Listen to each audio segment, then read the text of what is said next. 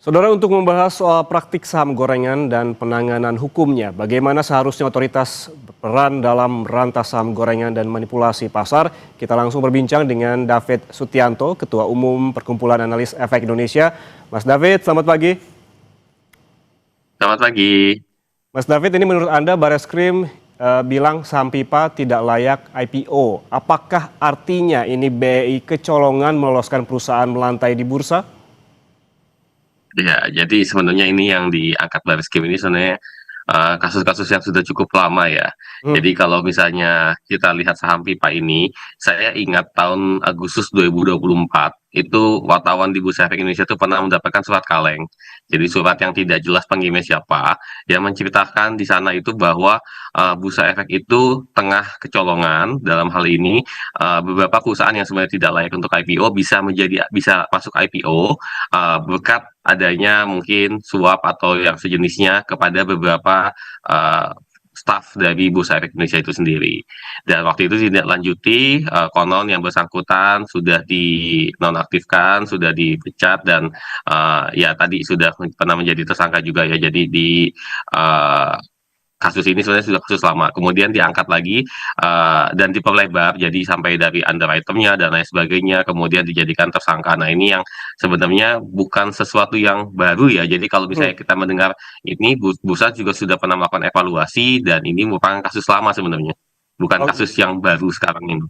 Oke, Anda menyebutkan tadi sempat mendapatkan surat kaleng, begitu ada beberapa emiten yang ditenggarai ini BI kecolongan terkait dengan IPO. Berarti artinya ada potensi eh, emiten-emiten lain yang akan terbongkar dong kalau begitu. Nah, ini yang sedang kita nantikan. Jadi waktu kasus itu merebak, sampai sekarang saya tidak tahu emitennya apa. Hmm. Cuman begitu kemarin Barreskrim akhirnya menggeledah dan juga itu akhirnya keluarlah nama emiten. Nah, di situ saya baru baru menyadari kalau jangan-jangan ini emiten yang disebut dari surat kaleng tahun 2024, karena pipa ini IPO tahun 2023. Jadi Hmm. suratnya itu keluar tahun 2024, ya pasti kan sudah kejadian ya. Sudah Hmm. kejadian baru ada surat kalengnya gitu. Jadi menurut dugaan saya, menurut keyakinan saya ya ini mungkin kasus yang lama yang dulu pernah ramai juga di pasar modal gitu. Oke, kalau kita menarik ke bagaimana penggeledahan ini terjadi begitu dilakukan oleh Bareskrim yang menggeledah Sinhan Sekuritas soal saham gorengan. Secara mekanisme ini seharusnya bagaimana sih, Mas David? Ada investigasi dulu seharusnya dari OJK atau sebetulnya bisa seperti yang terjadi sekarang dilakukan langsung oleh Bareskrim Polri?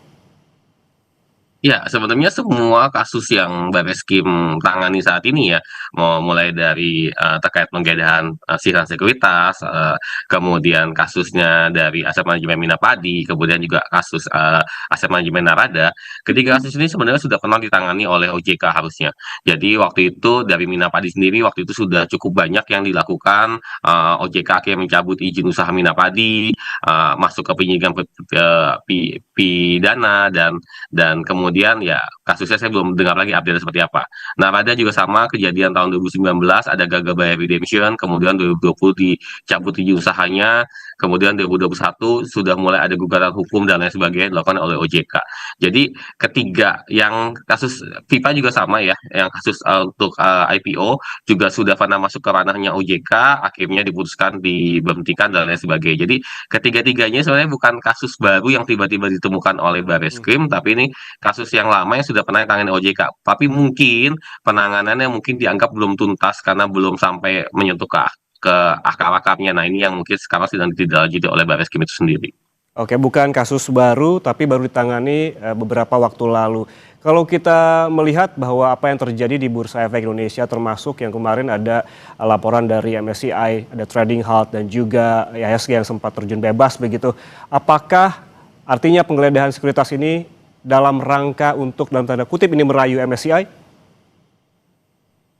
Ini sebenarnya agak tidak cukup berkaitan cukup erat ya, karena yang saat ini banyak disoroti orang adalah bagaimana valuasi beberapa perusahaan di Bursa Efek Indonesia di tahun 2023, 24, dan 25 itu melonjak dengan sangat signifikan. Jadi ada beberapa saham yang memang kenaikannya cukup luar biasa, dan itu yang orang curigai sebagai saham-saham yang kemungkinan besar dimanipulasi untuk pergerakan harganya. Tapi yang tiga kasus ini bukan tiga kasus yang memang terkait dengan hal tersebut gitu. Ini kan Hmm. kasus-kasus lama. Meskipun memang saham Pipa ini menarik. Jadi sejak IPO tahun 2023 ke 2024 harga sahamnya turun signifikan, sempat turun ke Rp11. Nah, yang menarik adalah di tahun 2025 ini mulai naik nih dari Rp11, 13 sampai ke level tertinggi itu sempat mencapai harga di 600. Meskipun sekarang balik lagi ke 180-an. Jadi dalam hal ini saham Pipa ini dulu pernah listing, pernah naik sampai ke 300, terus turun hingga ke level angka Rp11. Dari Rp11 di tahun 2005 ini naik naik kembali. Nah, saya nggak tahu nih apakah nanti penyidikannya bisa sampai ke kenaikan di tahun 2025 yang ditenggarai itu sebagai mungkin dianggap sebagai manipulasi pasar ya, Hmm. diduga. Hmm. Nah, atau hanya sampai pada saat proses IPO-nya. Karena kalau proses IPO-nya memang ini sudah pernah ditangani dan sudah waktu itu sudah saya tidak tahu update sampai di mana, tapi sudah pernah ditangani juga oleh OJK gitu. Oke, berarti kita tunggu juga bagaimana hasil dari penyidikan dari Barreskrim Polri, apakah memang IPO-nya ataukah juga memang dalam rentang waktu hingga tahun 2025. Tapi Mas David, ini kalau kita bandingkan peran-peran di negara kita saja, misalkan kita kan ini sekuritas yang menggeledah adalah Barreskrim Polri. Tapi ada muncul pertanyaan, apa kemudian peran OJK dan BEI? Kita bandingkanlah dengan negara-negara lain, misalkan Australia, Singapura. Sebetulnya bagaimana sih tata cara ataupun penanganan kasus saham gorengan ini? Siapa saja yang berperan menangani? Apakah juga ada otoritas? Apakah kerjasama juga dengan polisi dan kejaksaan? Ya, jadi pada prosesnya tentunya kerjasama ya. Cuma dalam hal ini yang mengambil peran utama biasanya selalu otoritas terkait dengan pasar modal maupun otoritas keuangan di negara bersangkutan. Misalnya kayak di Amerika seperti US Securities Exchange Commission, di Australia juga sama, kemudian juga di Singapura juga sama. Jadi hampir semua itu peran utamanya pasti dari regulator di pasar modal itu sendiri. Jadi regulator pasar modal karena ini kan white collar crime. Jadi mereka yang nanti menentukan apakah ini memang ada motif, ada mens rea-nya kalau sekarang gitu kan kata-kata mens rea, ada Hmm. mens rea-nya atau Hmm. tidak untuk melakukan tindak kejahatan. Nah, nanti dari sana mereka kumpulkan bukti, mereka lakukan penyidikan, tentunya bekerja sama juga dengan aparat penegak hukum. Nanti baru mereka limpahkan ke pengadilan. Bisa juga mereka selesaikan sendiri dengan nanti mereka berikan denda, kemudian bisa mereka ban dari industrinya, atau jika diperlukan langkah pidana, nanti mereka akan kerjasama juga dengan eh, aparat penegak hukum. Tapi kalau sampai selesainya didenda atau di-ban dari industri, biasanya hanya selesai di mereka gitu. Jadi nanti mereka menentukan nih, apakah perlu sampai di penjara atau hanya cukup dengan denda yang besar atau di-ban dari industrinya gitu. Oke, kalau kita melihat peraturan dan juga perundang-undangan yang ada di Indonesia, apakah mekanisme yang sama juga bisa diterapkan atau seharusnya diterapkan di sini? Kalau berdasarkan Undang-Undang P2SK, memang dalam hal ini memang ada aparat dari kepolisian dan juga kejaksaan yang memang ditugaskan di otoritas jasa keuangan. Jadi dalam hal ini OJK ini memang di kerangka Undang-Undang P2SK sebagai single regulator yang terintegrasi, punya kewenangan yang diperluas dari sekedar penguasaan administratif menjadi investigasi, penyidikan, penindakan pidana, koordinasi dengan aparat penegak hukum sampai dengan perlindungan konsumen atau investor. Jadi dalam hal ini uh, nanti OJK ini bisa tidak hanya dulu kan administratif hanya bisa kasih cabut izin dan denda, tapi dalam hal ini bisa menentukan apakah ini pidana atau tidak. Jadi dalam hal ini memang uh, kewenangan OJK itu sudah bisa sampai ke sana. Cuman memang mungkin dalam hal ini karena kewenangan ini tahun 2023 ya untuk dari sesi rules-nya dan kemudian juga ada beberapa hal yang ternyata dirasa belum cukup kuat. Jadi mungkin belum terlalu efektif dan efisien. Tapi kewenangan ini memang harusnya ada di OJK. Jadi OJK ini yang bisa memeriksa dokumen, melakukan audit, kemudian mereka yang juga bisa melihat dari kacamata helikopter view selaku pengawas juga apakah ini memang ada indikasi tindak pidananya atau tidak gitu. Jadi memang OJK bisa melakukan penyidikan, manggil saksi, sisa dokumen, sisa rekening, kemudian di dalamnya juga ada unsur kepolisian dan kejaksaan, sampai nanti melakukan penuntutan itu OJK yang bisa lakukan.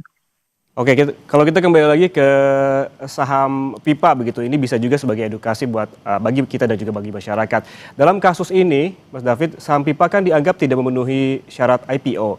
Sebetulnya apa saja sih celah yang membuat sebuah emiten ataupun saham ini tak layak kemudian dimanipulasi seolah-olah bisa melantai? Ya, jadi memang tipikal-tipikal skema yang seperti ini itu memang skemanya itu inginnya nanti ujung-ujungnya pam emdam dan juga wasel.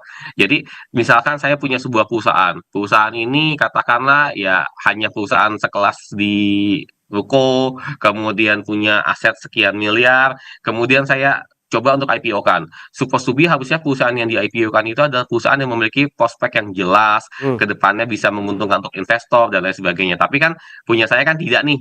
Nah, tapi saya paksa untuk listing di bursa. Nah, biasanya tipikal perusahaan ini begitu nanti listing di bursa, meskipun asetnya kecil, nanti tiba-tiba harganya bisa naik signifikan. Dari misalkan waktu IPO harganya hanya Rp100, itu bisa naik, bisa sampai ke 600, bisa sampai ke 300 misalkan.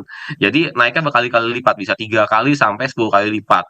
Nah, begitu nanti naik, pelan-pelan nanti saya akan jual sahamnya. Begitu saya jual sahamnya, harga sahamnya akan turun. Nah, di sana saya akan mendapatkan keuntungan. Jadi memang skemanya ini untuk mendapatkan keuntungan gitu. Jadi, nah ini yang dalam beberapa waktu terakhir ditenggarai ya, diduga cukup banyak yang model-model seperti itu karena cukup banyak sekali emiten-emiten yang size-nya cukup kecil sebenarnya, tapi bisa listing di Bursa Efek Indonesia karena waktu itu Bursa Efek memang melonggarkan hmm, berbagai peraturan karena waktu itu mereka memang ingin mengejar jumlah. Jadi hmm. waktu itu KPI mereka itu target mereka itu adalah jumlah perusahaan yang IPO. Nah, ini yang akhirnya sedikit menurunkan kualitasnya ya. Jadi beberapa perusahaan yang mungkin kita debatable ini layak atau tidak bisa IPO menjadi Oke. bisa IPO. Oke, berarti banyak sekali celah yang memang harus diwaspadai baik oleh OJK dan juga BI terkait dengan saham gorengan ini, terutama pada saat IPO. Terima kasih David Sutianto, Ketua Umum Perkumpulan Analis Efek Indonesia, atas waktunya bersama kami di Kompas Bisnis, Mas. Sehat selalu.